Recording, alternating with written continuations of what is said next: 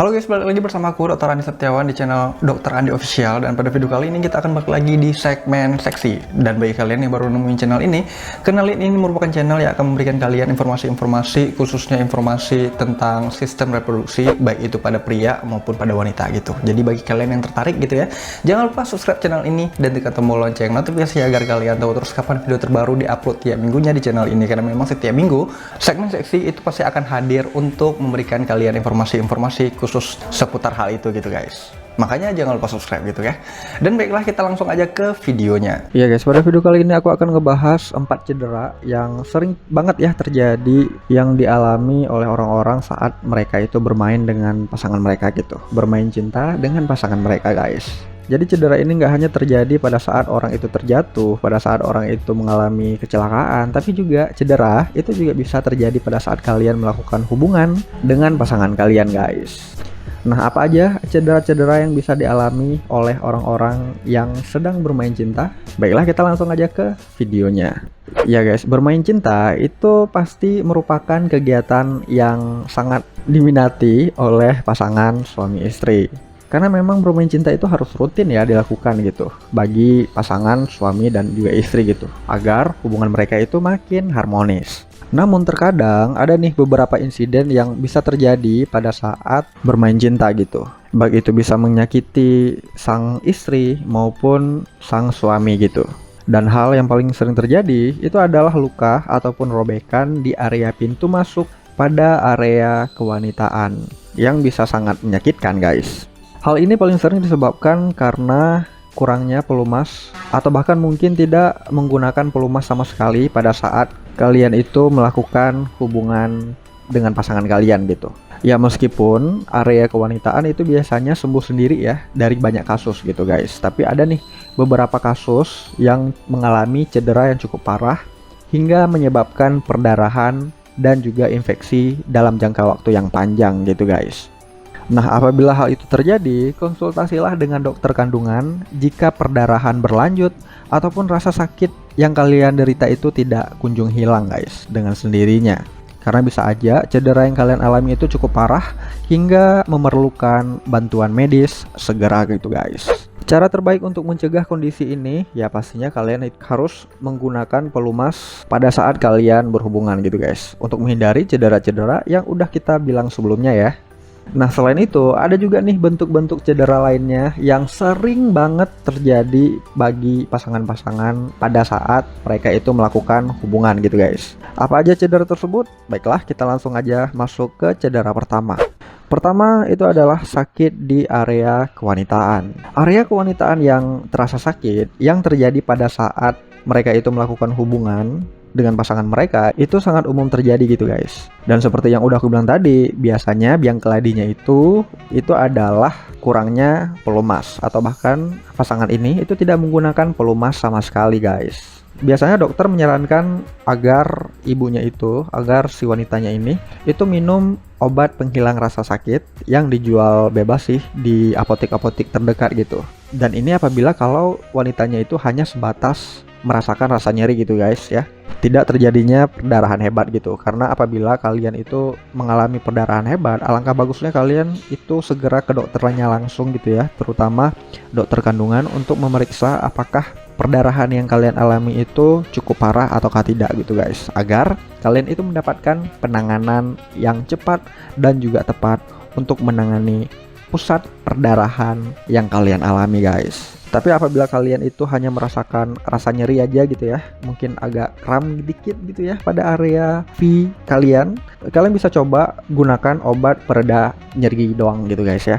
Tapi apabila kalian ingin cara pengobatan alami gitu ya, kalian bisa mandi air hangat ataupun berendam air hangat, itu juga bisa mengurangi nyeri yang kalian derita guys. Dan yang cukup penting juga, kalian harus diskusikan hal ini dengan pasangan kalian gitu guys. Cari tahu nih perubahan apa ke depannya yang harus dilakukan untuk menghindari cedera yang bisa terjadi pada saat kalian melakukan hubungan lagi ke depan gitu guys. Kedua, fraktur organ vital. Ya meskipun fraktur ataupun cedera yang bisa menyebabkan patah ya pada area vital ya, terutama pada pria itu sangat langka terjadi lah. Dan kalaupun terjadi itu merupakan salah satu mimpi buruk bagi pria gitu guys. Namun, patah tulang pada area organ vital itu bisa menjadi kenyataan nih jika pria terlalu bersemangat melakukan hubungan dengan pasangan mereka, guys. Yang biasanya terjadi karena ruang yang dipenuhi darah di dalamnya itu pecah gitu, guys. Fraktur pada organ vital pria ini itu merupakan keadaan darurat medis ya. Dan biasanya juga banyak kasus-kasus yang terjadi ya, yang ditemukan bahwa fraktur pada organ vital ini itu terjadi karena posisi pada saat mereka itu bercinta gitu, guys. Terutama pada saat wanita itu berada di atas. Biasanya gejala-gejala yang bisa terjadi ya pada pria yang mengalami fraktur organ vital itu diantaranya pastinya mengalami nyeri hebat ya, memar, darah yang bocor, sakit yang parah yang bahkan bisa membuat si prianya itu sampai teriak kesakitan gitu, guys. Nah, apabila hal itu terjadi, jangan tunggu-tunggu lagi besok gitu ya. Kalian harus langsung aja ke dokter untuk mendapatkan penanganan yang cepat gitu, guys. Karena memang ini merupakan yang udah aku bilang tadi, ini merupakan salah satu kasus keadaan darurat medis yang dimana harus mendapatkan penanganan segera. Ketiga, cedera punggung. Setiap aktivitas berat itu bisa menyebabkan otot kita itu tertarik, dan berhubungan dengan pasangan kita itu merupakan salah satu aktivitas dengan intensitas tinggi yang bisa menyebabkan cedera pada otot kita, guys. Dan biasanya juga otot paha dan juga otot betis itu adalah otot-otot yang paling rentan terhadap cedera selama kita berhubungan. Dan selain area-area itu juga bagian tubuh yang lainnya juga ikut andil juga nih, bisa tertarik juga selama kita itu melakukan hubungan dengan pasangan kita, guys.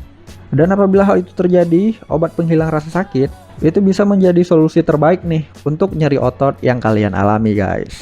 Next, karpet terbakar.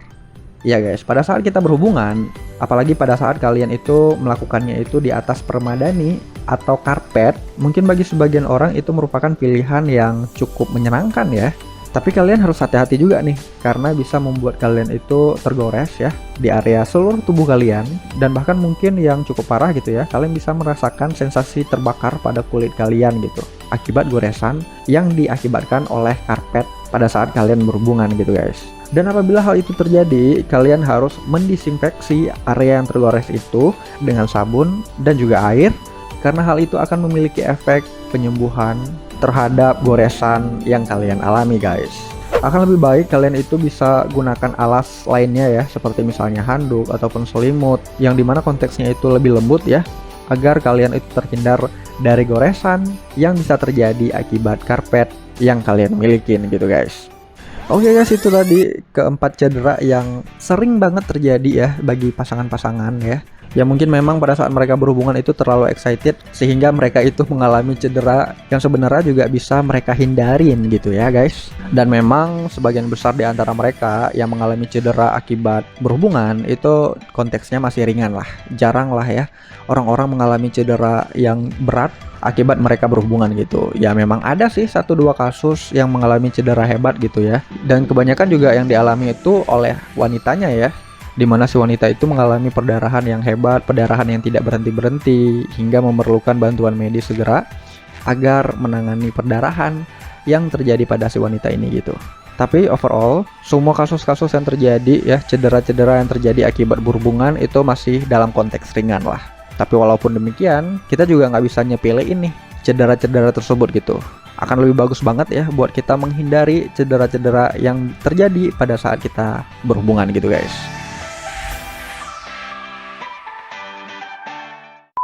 Dan itu aja guys video kali ini. Aku harap video kali ini itu bisa bermanfaat buat kalian, bisa menambah wawasan kalian. Dan sebenarnya juga kalian bisa komen-komen di bawah seputar video ini gitu ya. Ataupun kalian punya komentar-komentar di luar konteks video ini juga boleh banget kalian komen di bawah, guys. Dan juga apabila kalian punya ide-ide untuk video ke depan, kalian juga bisa tulis ide kalian di kolom komentar di bawah, guys. Dan juga seperti biasa, kalian bisa like video ini jika kalian suka. Cuekin aja jika kalian gak suka. Share ke teman-teman kalian yang menurut kalian butuh tentang informasi yang ada di video kali ini. Subscribe juga channel ini dan tekan tombol lonceng notifikasinya agar kalian tahu terus kapan video terbaru diupload tiap minggunya di channel ini, guys. Follow juga aku di Instagram @dokter.andisetiawan karena aku juga cukup sering meng-share beberapa informasi di sana juga, guys. Oke guys, sekian dan terima kasih. See you di next video.